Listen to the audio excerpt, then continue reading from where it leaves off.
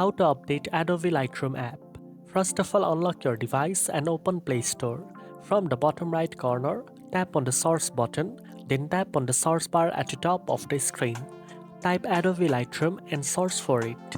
From the result, select Lightroom, Photo and Video Editor to open the app's official page. Now check if an update is available. If you see update, tap on it and wait while the latest version downloads and installs. Make sure your internet connection is stable so the update completes without interruptions. If you see open instead of update, that means Adobe Lightroom is already up to date. Once the update is finished, tap open to launch the app and start using the newest features. Updating regularly helps fix common issues like crashes, slow performance, and missing tools while also improving overall editing quality. Now you know how to update Adobe Lightroom app. If you found this video helpful, don't forget to like, share and subscribe for more editing and photo enhancement tips.